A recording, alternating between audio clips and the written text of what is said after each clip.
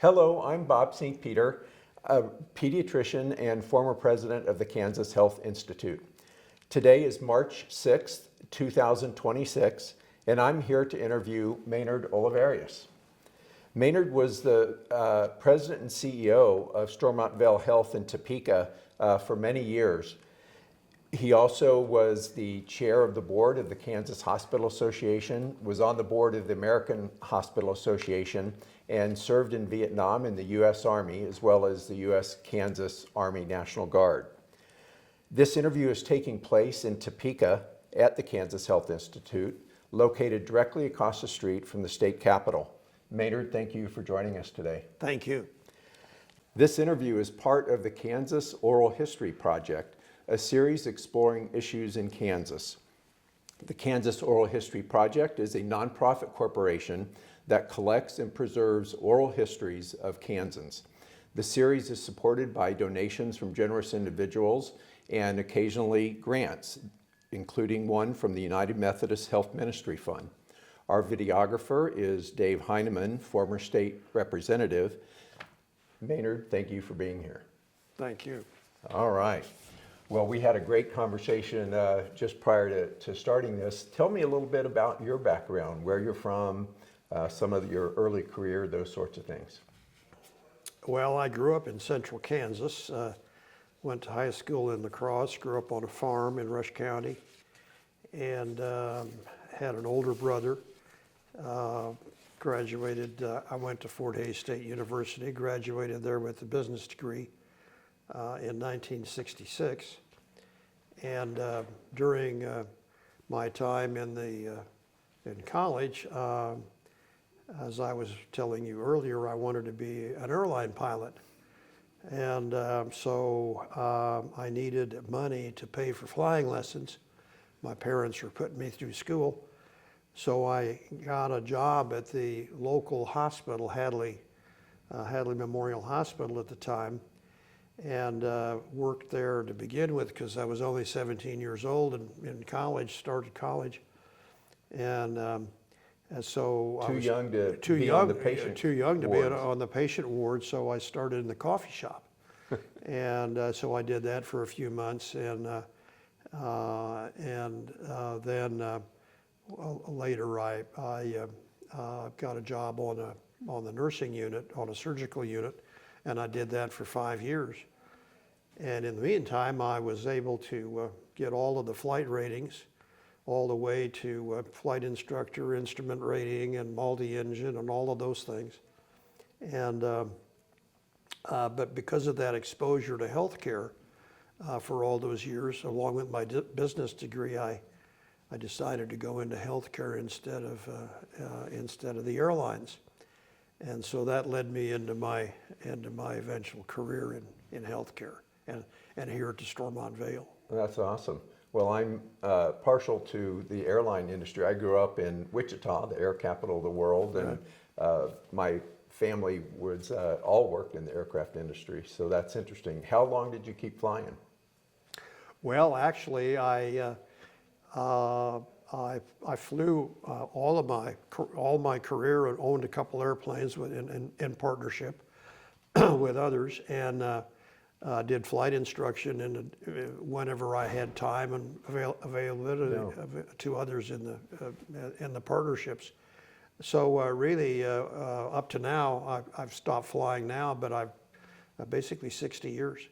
Wow, and you were an instructor for a while. Exactly. Yeah, yes. That's awesome. Yes.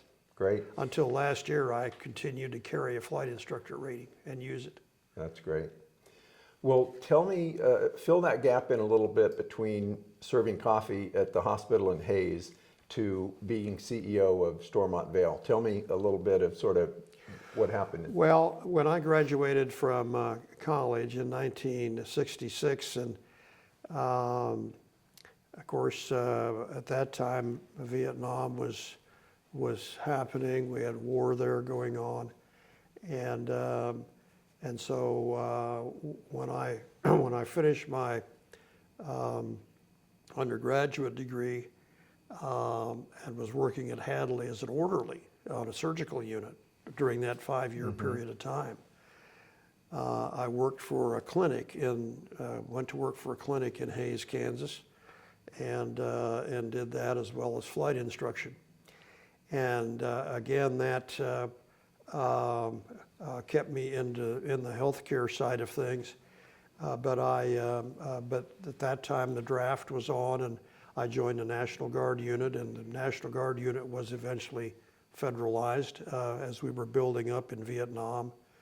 And so we were activated, and I spent 8 months then in Vietnam. And as I completed my service in Vietnam and completed my service in the National Guard, when I came out of Vietnam, I started looking for a job in healthcare, and there was a lower management position at Stormont Vail open at the time, and so I hired into that job in 1969. Okay. And so from 1969 to 2012, I was employed at Stormont and was CEO for 16 years. Of that period of time, from '69 was employment, but from 1996 to 2012, I was CEO. Great. That's quite a story. And then you spent the huge majority of your career at one organization. I did. At Stormont Vail. I did. I was very fortunate. As I said, I started in a entry-level management position, and as opportunities came along, I was able to continue growing my career at Stormont Vail, and I worked into administration and vice president and executive vice president, and then eventually in 1996 I was appointed CEO. Tell me a little bit about the early history of Stormont Vail. I've read a little bit about it and seen some of the displays at the hospital there, but it has an interesting, important history in Topeka. Well, fascinating history, yes. Stormont Vail is one of the few large institutions remaining today that's privately owned, operated, governed, locally owned, 501c3. It was started in 1884 as Christ's Hospital, and then in 1894 Jane C.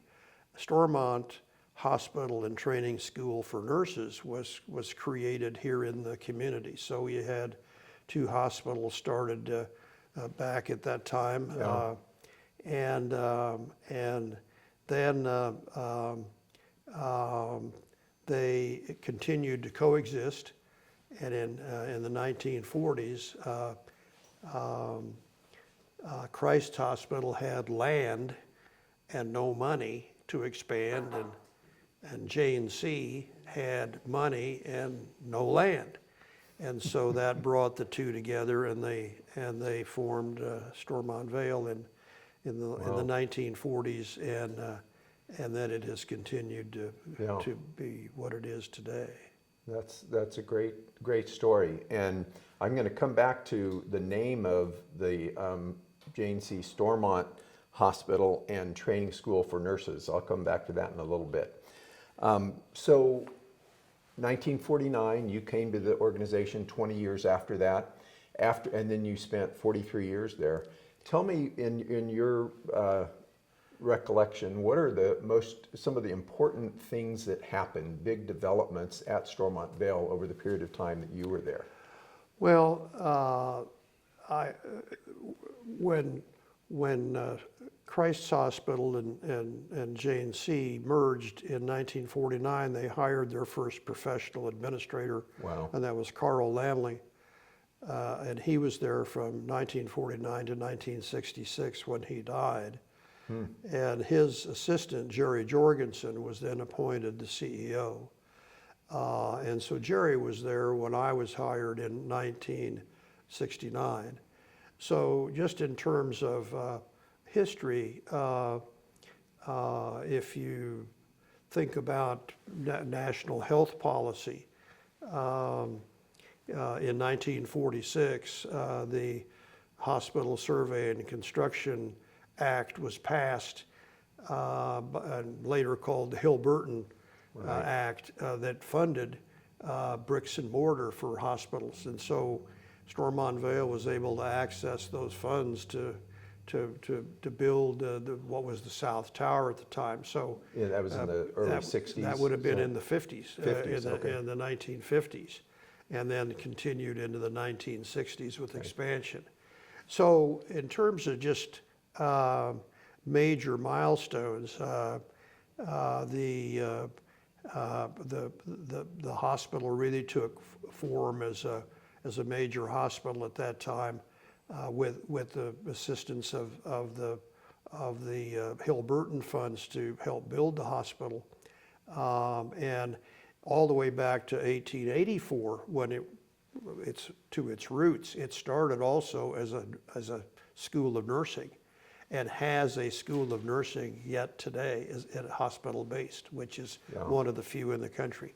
So, but in terms of just major events that shaped the history of Stormont Vail, the Hill-Burton funds that helped build the South Tower, and then in 1965 was the passing of Medicare and Medicaid. Yeah. So for the first time now we had public funds available to provide health care, not just the brick and mortar side of things, but provide health actual payment for seniors, and they were age 65 and made them eligible. That was the requirement.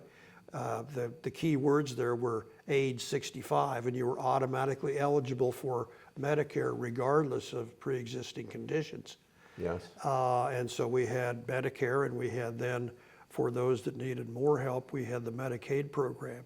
And that began to help fund the operations of hospitals throughout the United States. What an interesting Stormont time Vail. to a be an fabulous, administrator as that well, major change. It was because for the first time there was funding to not only fund healthcare, but also it funded a lot of the technology and the research that came along that was happening in medical centers at the time. And so as far as major events in 1965, we had the funding of health care largely for seniors and the needy population through Medicare and Medicaid. And in 1975, we became a Stormont Vail Regional Medical Center and created a open heart surgery program. So that's a major milestone. And then in the 1980s, we've got into high-risk delivery and the neonatal intensive care unit. And as that was all happening, parallel to the growth of Stormont Vail was Bob O'Neill and Bob Cotton were two physicians, general internal medicine physicians in Topeka. They started their practices in the downtown area here in Topeka in 1956 out of the Pelletier building. And they wanted to continue expanding their practice. And so at that time, most doctor groups would grow numbers within their specialty as opposed to multi-specialty group practices. And but Bob O'Neill had a greater vision than just internal medicine specialties. So he started though with Bob Cotton, and then they started adding general internal medicine doctors, and then they added oncology and gastroenterology and all of the specialties and subspecialties of medicine.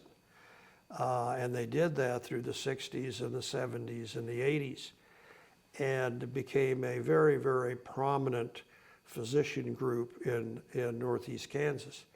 And while they were smaller, they were modeled after Mayo. And all through those years, we talked to them about how we could do more and better service to the community if we were merged into one organization then competing for resources, and they in one organization and we in just the hospital. So we had discussions for many years about how we could work more closely together. And then eventually in the late 80s and early 90s, we began to see a lot more consolidation of medical practices. We began to see a movement toward the electronic medical record that was essential and is essential today. And then just the managed care movement that was taking place, where more and more healthcare was being paid for, or in part with not just government payment systems like Medicare and Medicaid, but actually managed care, where insurance companies were now moving from mutual to stock publicly traded companies and beginning to manage care in a more competitive way. So that integration and cooperation between the hospital side and the physician side became important. More important. And in fact, it actually drove the doctors and the hospital to say we would be better as one organization rather than two, put us in a better strength of providing care as well as negotiating within that payment system. Yeah. And that happened in 1995 then. Okay. So we had the payment system through Medicare and Medicaid in 65. We had heart surgery that we developed, was a massive program in 1975. And then neonatal and high-risk delivery care of mothers and infants in the 1980s. And then we merged with 70 doctors at the time, Cotton O'Neill, growing from 2 in 1956, in 1995. And then at the time of the merger, it was a very unique structure because most mergers or hospital physician acquisitions that were occurring in those days, the hospital would acquire the physician group, provide capital and funding and so on for their continued growth. But they would exist in two separate corporations continuing to compete for resources. And many of those models struggled, many of them failed. We had the good fortune here in Topeka that we had the visionaries of Cotton O'Neill who were willing to join with Stormont Vail and place the 500 employees and 70 doctors of Cotton O'Neill into an organization of 1,700 at Stormont Vail, merge into one organization, one corporation. Everyone was employed by the same corporation, same employer, so we had all the same goals, all the same incentives, the same purpose for how we wanted to serve the community. Yeah. And but part of that structure was that the doctors wanted to have a say in the governance, wanted to have a say in the management of the hospital. And unlike most other communities where the hospital governance and management would resist that sort of intrusion by doctors into running the hospital, why would we want you to do that? Your doctors let us run things, you take care of the practice of medicine. We and they had a different vision about that. We concluded that the best way to run the combined organization was, number one, everyone was employed by Stormont Vail in the same organization. We would continue to exist as Cotton O'Neill Clinic and Stormont Vail for public purposes and knowledge and so on. But the administration of the hospital would be half doctors and half professionally trained people. So when we merged in 1995, I was part of the organization and the management team that worked with Cotton O'Neill to bring, and Dr. Pomberg to help create and bring along that merger. Howard Chase was the CEO at the time, and I was executive vice president. And And so we put that together, one corporation, everyone was employed in one organization, but the management team was half doctors and half professionally trained people. And it was a wonderful structure. My next question was going to be, you mentioned the pressures that made this not terribly uncommon around the country, but it was pretty unusual in this part of the country, and what Stormont and Cotton O'Neill did at the time was very innovative. I was going to ask what made it successful and it continues to this day, but you've hit on a lot of the points I think that made it successful. It was that, because in most other organizations, and some of them failed and they actually moved apart. We came together as one organization, everyone employed in the same organization, and the management team we still had our governance, and we had doctors on the governing board as well. But we had one team that was the management of the organization. That was the strength. That was the chemistry that made it work. And you mentioned the that long name, electronic medical record. But another thing that Stormont did in partnership with Cotton O'Neill and as part of the integration was to introduce this concept of an electronic medical record. Tell me why that was important and how that contributed to the success. Well, there were many companies at the time that provided electronic medical records, or instead of having paper medical records as doctors and hospitals had for years and years and years, that was all history, we were moving to an electronic format, not only to make it easier to retain those records, but also to transfer them, just like you can use a telephone to make a phone call rather than and a lot of organizations developed one for the clinic and the outpatient and one for the inpatient hospital side, right? Exactly, and that's what I was going to say, that most of the companies that were developing electronic medical records, they created a hospital record, or they would specialize in creating a doctor medical record. But few had the ability and knowledge and capital to actually create one record that served doctors and hospitals. And one organization that we went with called EPIC, which is based out of Madison, Wisconsin, still exists today, still probably the leader in electronic medical record. They were one that had a consolidated medical record. They were totally integrated. The hospital and the clinic record are all one. They keep separate data, but they're all one record. They're truly Stormont had to be one of the earliest organizations that had that integrated inpatient, outpatient medical record. Well, we were one of the first to have a truly integrated organization. There were others that had adopted the EPIC electronic medical record system, and we brought that into the organization after we had merged the corporations together. Great. And we did that took us about 10 years, from 1995 until about 2007 or 8 in order to do that.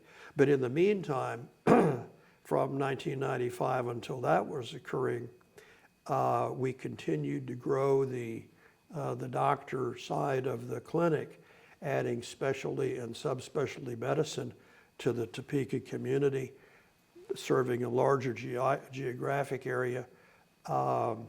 We moved from being a level 2 to a level 3 neonatal intensive care unit.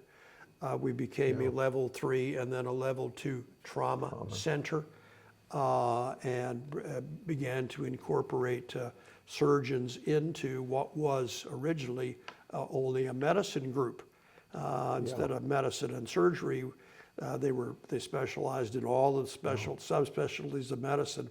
We added surgeons to that, and by about around close to the time I retired, we had grown from 70 or 71 doctors in the Cotton O'Neill Clinic to about 140. Yeah. That's a great recap of the history of Stormont, but also of medicine and Topeka in a lot of ways over that period of time. You mentioned a couple points where the role that federal health policy played in motivating and accelerating some of these changes and innovations. Do you have can you reflect a little bit on how those major federal policy innovations, and even around electronic medical records, there's a lot of federal regulation and money that came around for that, but talk a little bit about the role of federal or state health policy in the healthcare industry and hospitals in particular. If we think about the last, let's just talk about an 80-year period of time. Okay. We're in 2026. In 1946, World War II had ended. We had soldiers coming back from fighting a war. Many of the doctors that were in our communities at that time had been in the war, and so they were hospital administrators. But they were all the doctors and the soldiers, and were coming back. We were beginning to have families and have children, but we were coming back to communities where we didn't have doctors because they were in the war. We didn't have hospitals because they were never built. We didn't have a funding mechanism to build the brick and mortar, let alone operate the hospitals. And Harry Truman had a vision of he wanted a universal health care plan. He wanted a one-payer system all the way back to 1940s.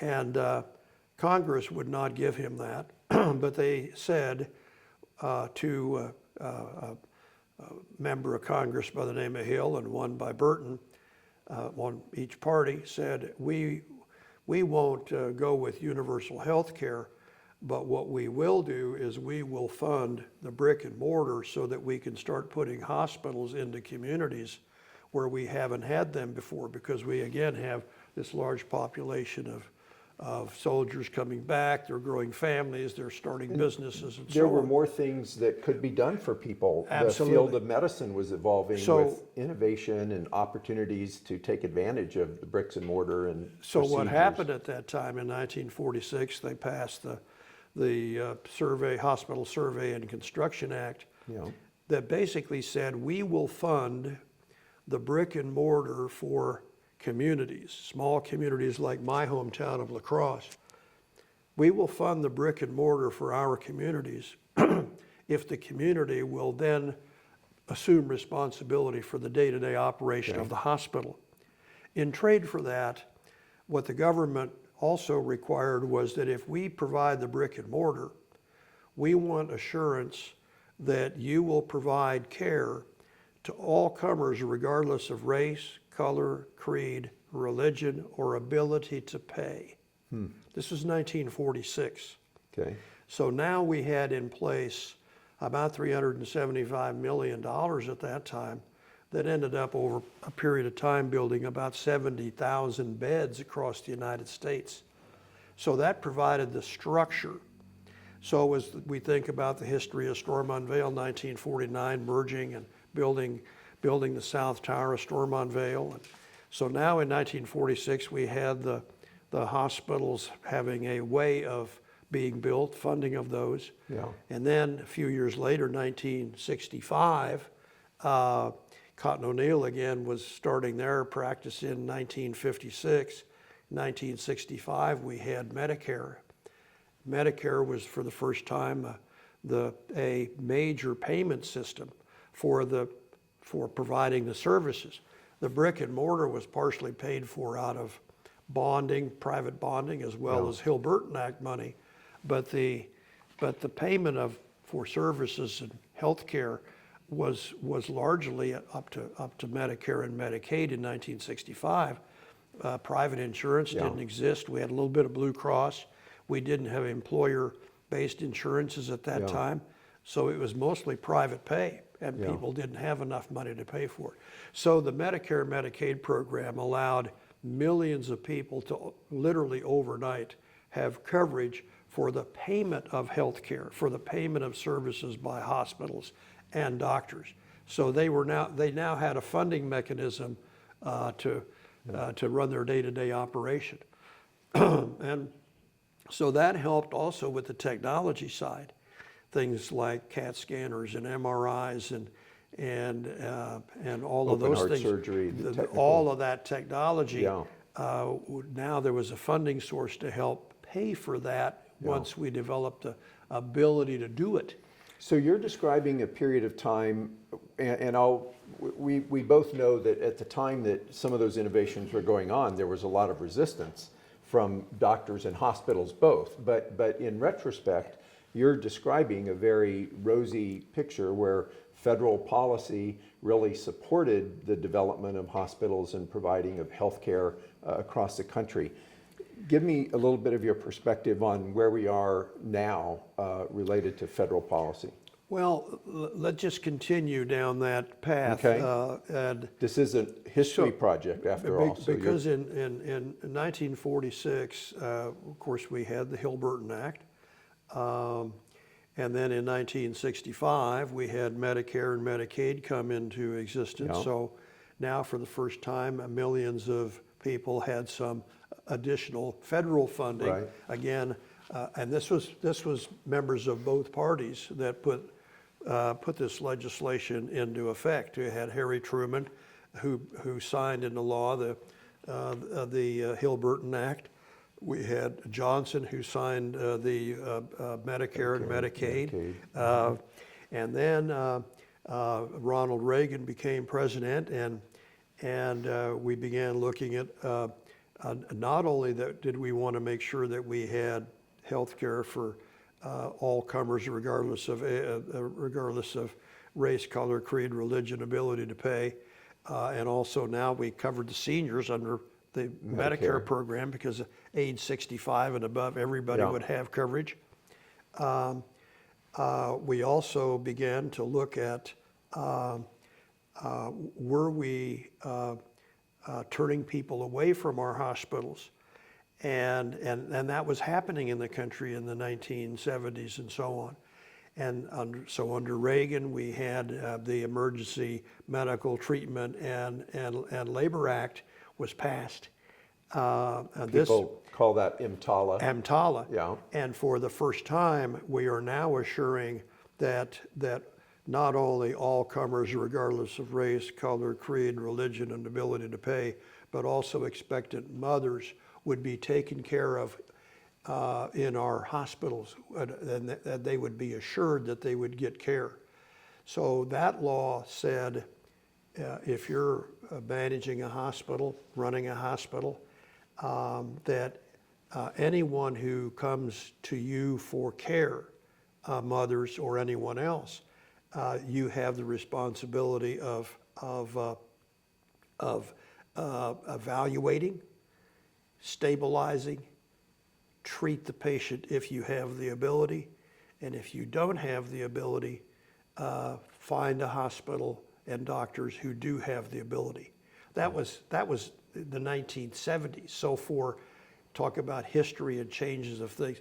So for 50 or 60 years, those kind of laws have been in place. Yeah. And it also included not only coverage for what I just mentioned about race, color, creed, ability to pay, and so on, but regardless of country of origin. So even folks who were coming here from other countries, we were required to provide health care for them.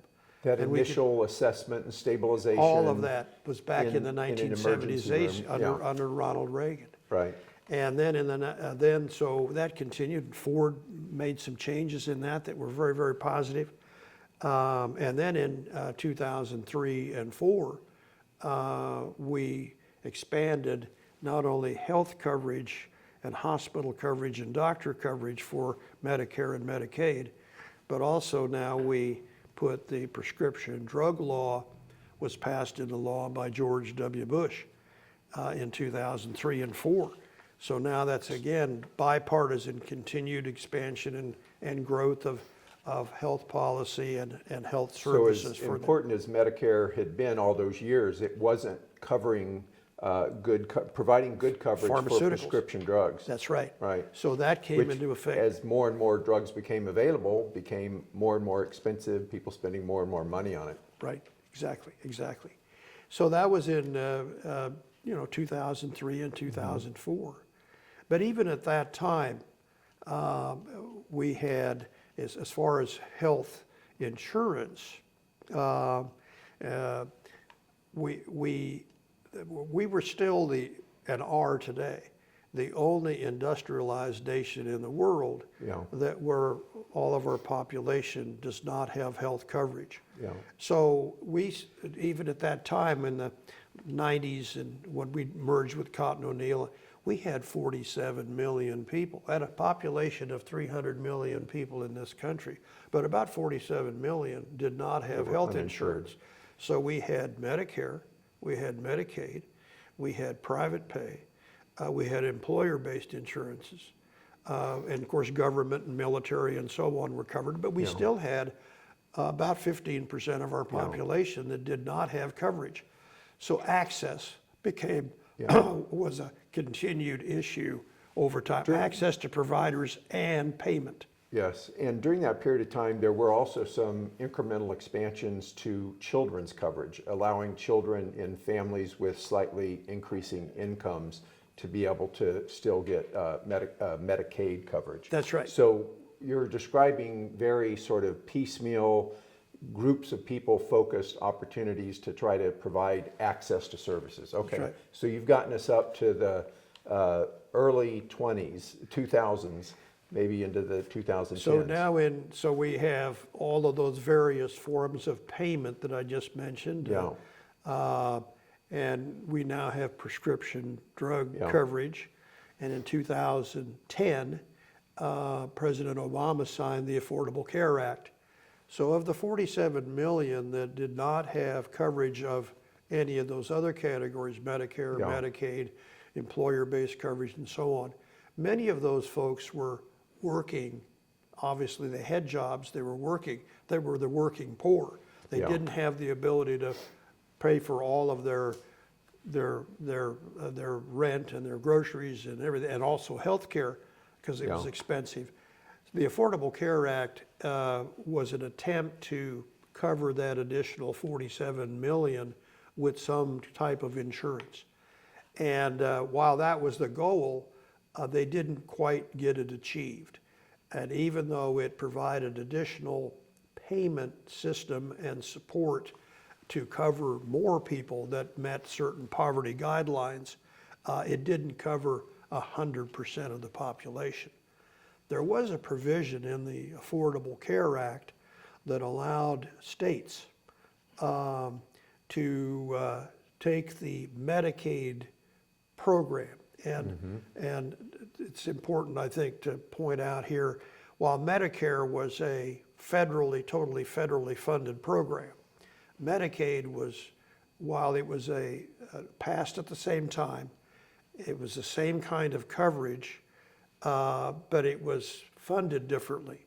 It was funded partially by federal government and partially by the states. It was a partnership. And so it would be a matching dollar for dollar.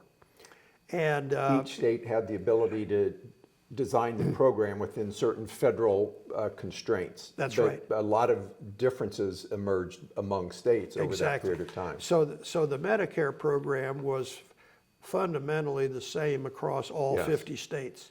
The Medicaid program was matching dollars. The federal government would guarantee putting up $1 if it would be matched by the state. Many times states individually could decide, well, we won't totally fund it. So then that cut back on the amount of federal funding. And so you had a lot of disparities going on from state to state to state.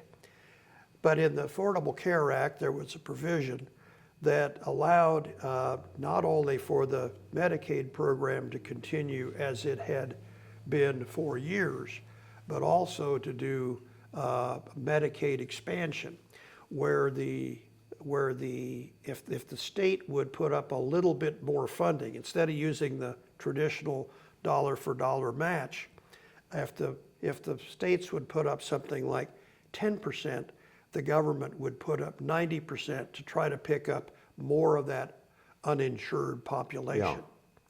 And over time, that law got passed in 2010. And over time, started with a handful of states that participated in the expansion opportunity. Over time, that grew from a handful of states to about 40 of our 50 states that participated in that expansion opportunity. And there was a Supreme Court case in between that as the states were deciding whether or not to expand Medicaid. That's right. That's right. And while that case was going on, but it did say they could do that. It allowed them to do them, but didn't allow the federal government to pressure them by withholding other Medicaid dollars. So That's the right. states had total freedom of whether or not to implement that part of the ACA. Of the expansion, yes. Yeah. And so over time, about 39 or 40 states a little did over adopt 40 that. now. Kansas continued, and as of today, has continued to not participate in that expansion opportunity. So what we had is, over a period of Truman, Johnson, Reagan, Ford, Bush, Obama, 6 presidents, fundamentally 3 Republican, 3 Democrat, shaped, along with the Congresses that they had, shaped the healthcare policy of this nation for the last 80 years. Yeah. And now we're at a time when a lot of that is under review, and in some cases, we're now moving toward dismantling some of that. We're going to get to some of the challenges facing hospitals now.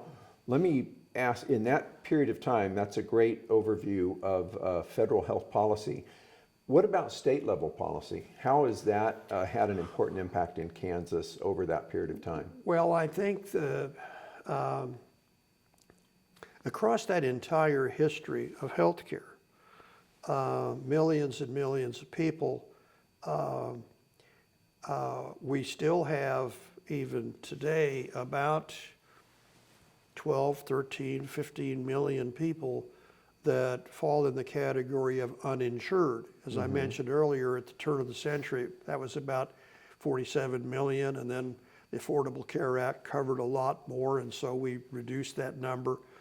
We still have about 15 million or so that are not covered. And so in terms of state health policy, and I think one of the things that Kansas is facing is that it has lost pace, or it's losing ground with how it compares in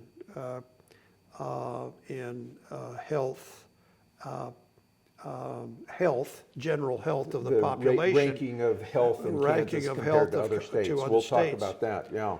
And I think part of that is playing out because of, and I'll just say the word access. Okay. Access to providers and access to a payment system to pay the providers. Yeah. Brought about over time because we have not participated in the Medicaid expansion program. So I think that's a major component of it. And before we move on, I want to just mention this concept that people may have heard about underinsurance. You talked about being uninsured, having no insurance coverage to pay for your health care. Over the last 20 years, there's been a real increase and a focus on this issue of being underinsured. You may have insurance, but the premiums and the copays and deductibles may be so high that a lot of working families are still not able to get the access that you're talking about. So I think we have to now be thinking about uninsured as well as this group of underinsured persons. That is true, and if we can talk just a little bit about current legislation that has been recently passed in 2025, the concept of not funding some major components of the Affordable Care Act and even impacting on Medicare is bringing about a philosophy of, well, instead of providing insurance, whether it be government or some subsidized private insurance system, we might just think about giving people a check and they can buy their own insurance. For those of us who've been in healthcare all of our careers, it's a very complicated area, and to go shop for my own insurance would be, even with knowledge is a complex issue. So underinsured, the phenomenon of underinsured is even potentially a greater risk, because if the public is maybe given, instead of given coverage, and you pay a certain premium based upon your income and so on, you're just given a check and you go shop for your own insurance. It means that you have to have the knowledge and ability to select Buy the right the coverage. Yeah. When you buy car insurance, you buy comprehensive or you buy liability. Yeah. You don't buy for the fender or for the tail light or for the headliner or whatever. In healthcare, if you are underinsured, you might be underinsured because the coverage you're buying doesn't cover some of the important components of healthcare that you didn't realize were not going to be covered. Yeah. You talked about the improvement, but still there's a considerable number of people that don't have insurance, or maybe have insurance but can't pay their share of the bill. How does that impact hospitals? Well, the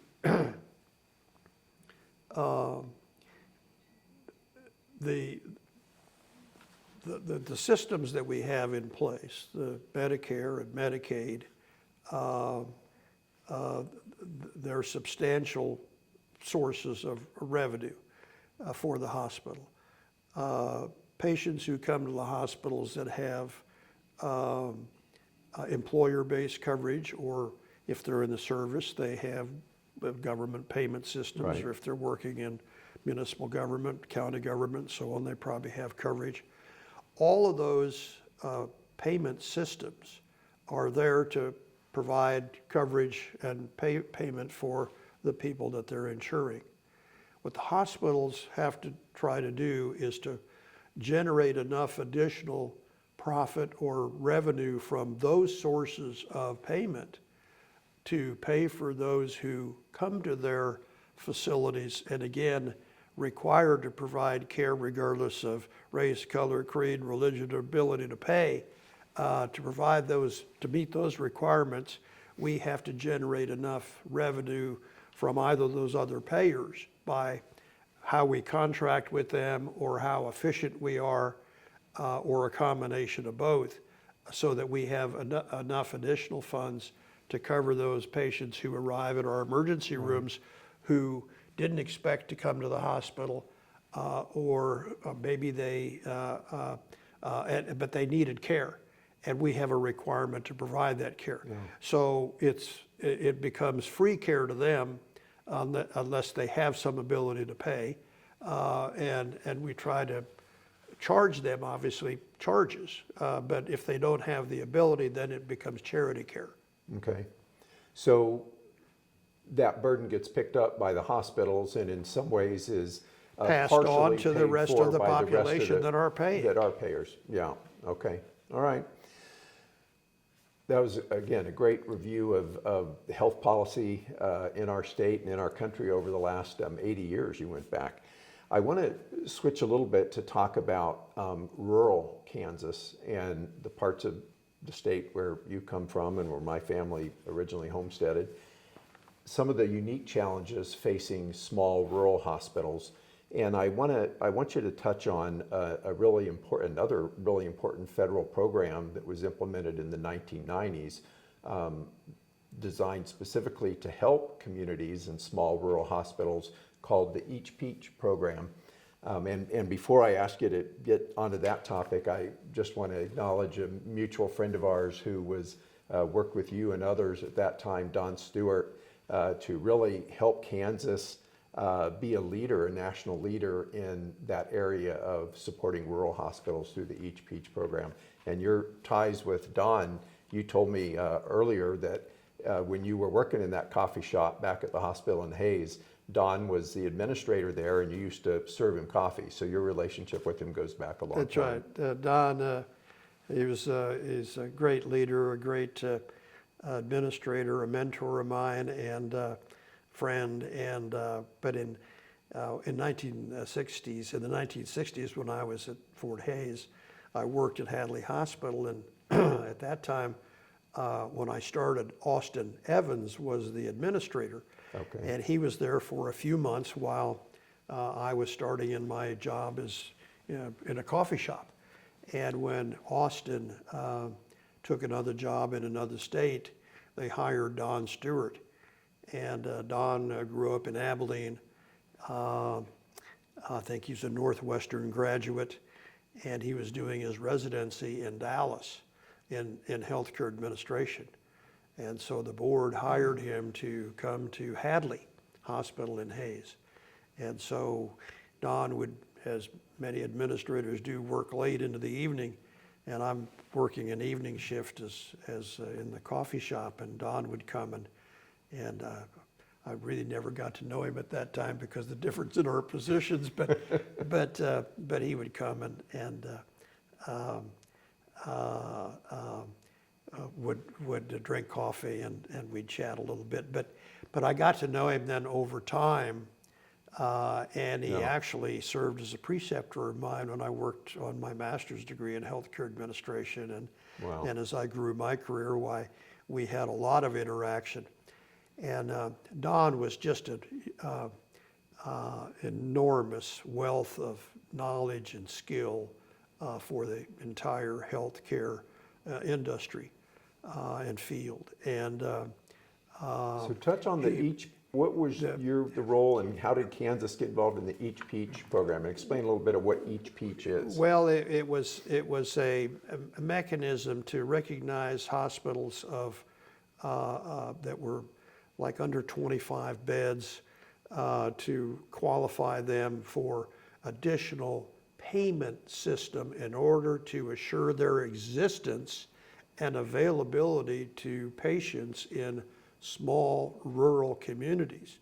Okay. So in the towns of La Crosse and Wamego and Colby and Ness City and so on, so that those hospitals would be able to survive by having additional resources through the Medicare program to assure their existence, to provide services to those communities. And it was a program that the hospitals had to apply for and be qualified for it, and Kansas had a very high success rate in that.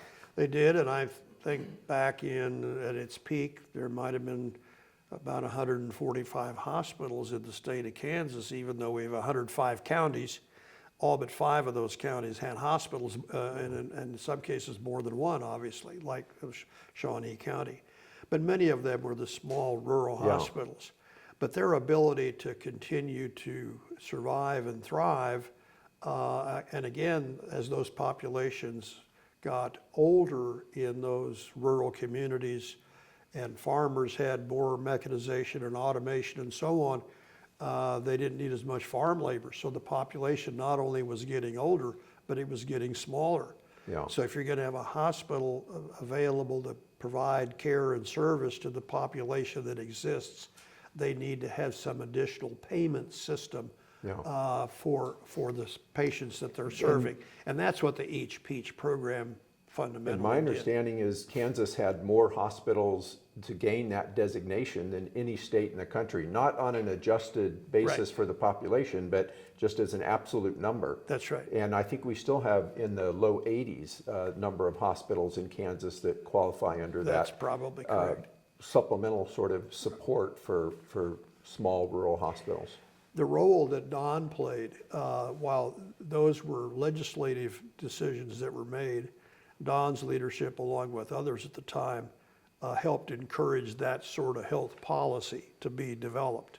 Yeah. But then Don, through Hadley, where he was the CEO, began to do outreach, taking services that he had available and used in his hospital to begin sharing those services with smaller hospitals that couldn't afford to have a department of physical therapy or occupational therapy or whatever. So he would work with hospitals around him and network with them and provide resources, staff resources with those hospitals, and they would network services together. And I know that's something that Stormont has We did that. continued to do Yes. even to this day. Right. I want to go back for a minute to something that you mentioned and talking about the history of Stormont and the training school for nurses back with the original hospital in the 1800s. Tell me why that was and has continued to be an important part of Stormont Vail. Well, in 1884, when Christ's Hospital started, You took me literally when I said take me back to Yes. 1884. Yes. Okay. 1884, when Christ's Hospital was created, it had its roots in the Episcopalian Church here in the community. And Bishop Vail was, and that's how the name came about. Bishop Vail and his wife had, either through the church or somehow, had access to land.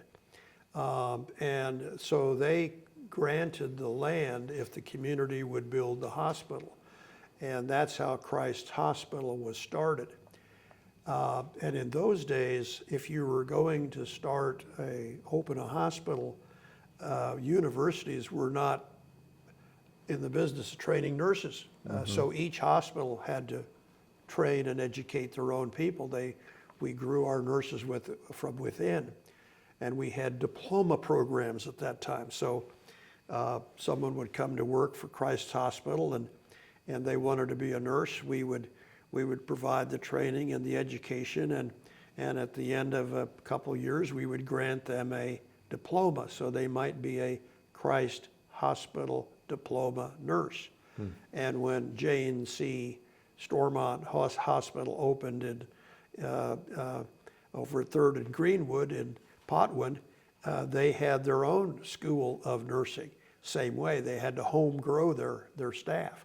And every hospital, Hadley and St. Anthony and Wesley and St. Francis, every hospital in the state of any size at all, they would create their own schools, and they would grant diplomas to those graduates. Over time, starting in really the probably 1970s, universities began and colleges began to say, well, like we train people in a business school or engineering or law, we will move into the field of healthcare. And so Washburn and others began to create their own baccalaureate nursing programs. So we were transitioning now from a diploma program, diploma granted by the hospital where they worked and got their training, to a university-based program where they could earn a Bachelor of Science degree in nursing. Many hospitals in those times endorsed that, and they said we would love to have the universities provide more other programs and rounded education in addition to the training in nursing education. We will still provide the clinical experience, but we'd like the universities, because that's what they do, they're educators. We want them to take on that role. Most of the hospitals across the United States elected to move out of their hospital-based programs and let the universities take them over. Stormont Vail was one of the organizations that said, we would prefer to continue participating.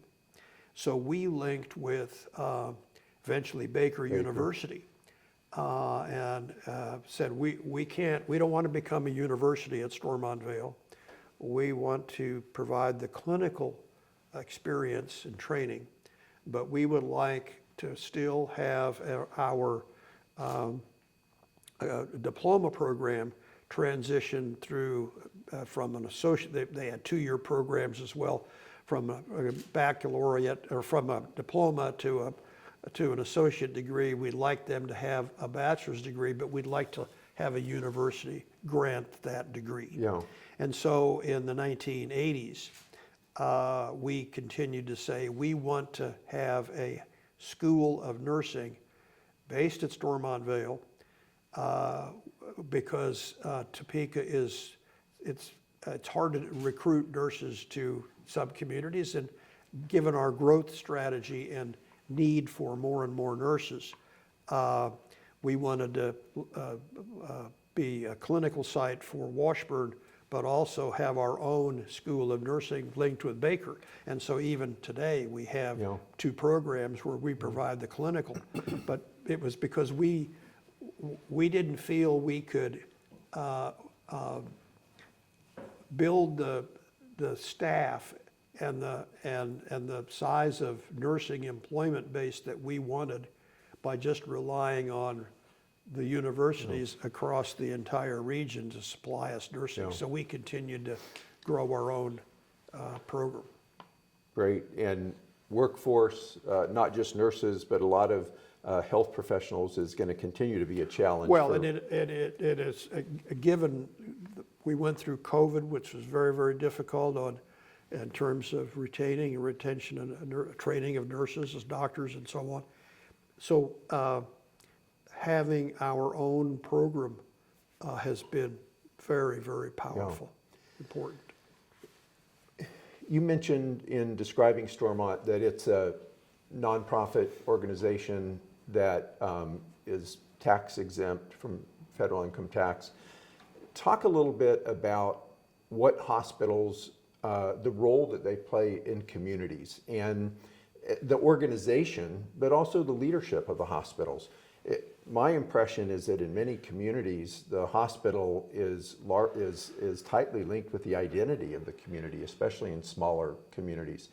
And it's a large employer. It's an economic engine in those communities. But talk a little bit about the relationship between a hospital, its executives, obviously the providers are providing health care, but and the community at large. Historically, again, most hospitals in the country, whether they be large or small, were all community-based. And most were not-for-profit, tax exempt. So they were community governed, community owned, and community operated. Over time, many large organizations, like we were talking about doctors and hospitals merging together, we also saw consolidation of hospitals joining together, forming corporations and systems instead of freestanding. And most of those systems were faith-based, or some of them, like HCA, became corporate-based in publicly traded companies like Hospital Corporation of America. So you had the consolidation of hospitals into systems. Stormont Vail has continued to be, even though it's one of the larger it's one of the larger hospitals across the nation. As you look at the 5,000 hospitals roughly, it would be in the top 10% in terms of size. Most of those other hospitals of large size are in systems. They're governmental, faith-based, or they're in for-profit systems. Stormont Vail is still one of the few that is locally owned, locally operated, locally governed, still tax exempt. Yeah. Now, doesn't mean that we don't need profit to replace our assets and buildings and so on. It just means that we don't distribute, not for profit in our case, means we don't distribute any of our revenues or profits to shareholders. We put them back in the community. And that's the key thing about a Stormont Vail how it functions in a community like Topeka. All of our staff, now over 5,000 employees of Stormont Vail, probably the largest non-governmental employer in Northeast Kansas. Many of those people live in the community, the surrounding area. The resources that we generate in terms of profits and so on, we put back in the organization, put back in the community. So the dollars generated create employment, but they also create wealth that stays in the community as opposed to distributing it out. The other thing that happens is when you have the leadership, the governance, and the management team of the organization, if you're consolidated, that management might be in another community, and you have maybe a small staff running the local hospital. Here, the entire administrative team is here. Local. And so they're part of the community. They're part of the fabric of the community. And I want to say right now, I'm currently on the board of directors of Stormont Vail. I feel like I should disclose that given the conversation that you... Thank you for your service. Yeah. You were not the CEO when I came on the board, but we've known each other a long time. But I just want to put that out there. Yes. Look, talk about in a small community, what commitment, what obligation does, those are largely either, they're nonprofit, some of them are run by the government or at least funded and subsidized by the government. What sort of a relationship exists there? And I want to go back to the ACA a little bit. The Affordable Care Act implemented a requirement that nonprofit hospitals submit an annual report sort of justifying their tax exempt status. And so that's kind of what I want to get at is where, what is the commitment, the relationship between hospitals and a community? And how does that shape sort of how hospitals are governed and operate? Well, I think again, the key is that most of the hospitals, I'll use Stormont Vail again, it's not for profit, which means that we do not distribute our profits to shareholders. Yeah. So those dollars that are generated in terms of revenue over expense, profit, Stay local. stay local. Yes. They're put Yeah. back in the organization to Yeah. provide services and programs and technology and so on for the Yeah. community we serve. And the fact that it's locally owned, locally governed, and locally operated, so there's a relationship because it is the fabric of the community. Yeah. It is. Does that get at the question you're asking? And I'm heading somewhere. Let me just go there a little more directly. You mentioned the rankings earlier. So at one point in time in the early 90s, Kansas ranked as the 8th healthiest state in the country, and our current ranking is somewhere around 27. So over the last 30-some years, the relative ranking of health and well-being in Kansas compared to other states has decreased. And hospitals, especially over the last 20 years, have become much more involved, engaged in community health and participating in community health assessments, developing health improvement plans, that sort of thing. That can be a stretch for hospitals that have specialized and developed the ability to provide high technology, high touch, specialized medical services, now getting pulled into that sort of broader community and public health sort of a role. Talk to me about that, how you think hospitals are responding to that, and is that a good thing? What are ways that we can use that to our advantage to try to improve health and well-being in our state? Well, the role of the hospital has we've always been involved in the public health side of things. So we're always working toward developing programs or working with the state, the Health and Human Services and state or even federal on how we can provide additional services or support things that are going on in the community. But again, I come back to the point I made a while ago about access. The difficulty that many of the rural hospitals have is that they have an increasingly elderly population, but a shrinking population. Yeah. So their ability to continue to provide access, doctors and hospital services to a shrinking and more targeted population, the elderly, is becoming more and more difficult. And I think that, and then so you'd also have difficulty keeping the providers. Many of the communities that we have in western Kansas do not have primary care doctors. Yeah.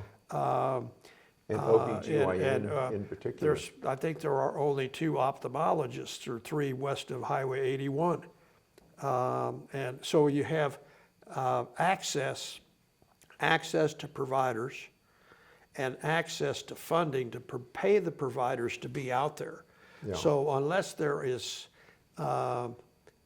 some mechanism to do that, then I think the hospitals have a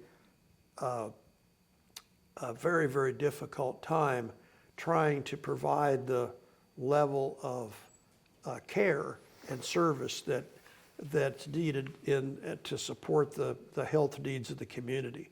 I don't know if that's getting at the question you're trying to ask. But can you look in your crystal ball and where it's a challenge for many communities, many hospitals in our state and rural communities across the country. Where do we go? What are the kinds of things that, you lived through a period of time with major innovations and development of new programs. What do you think the next wave of those needs to be to address some of these challenges? Well, again, when we go back to the history of healthcare over the last 80 years, we have, through various administrations, both parties have developed significant programs for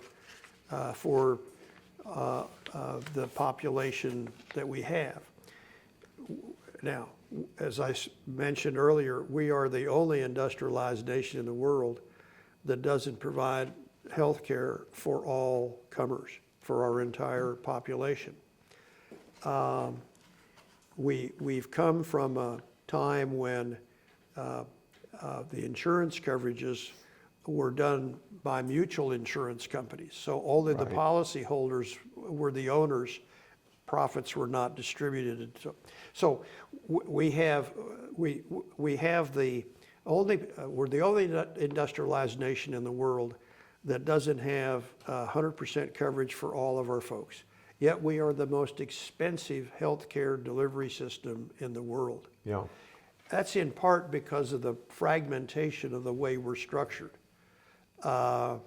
We have Medicare, we have Medicaid, we have lots of employer-based insurance products, lots of insurance companies, lots of things that are going on that are adding costs that aren't necessarily leading us to spending dollars on health care.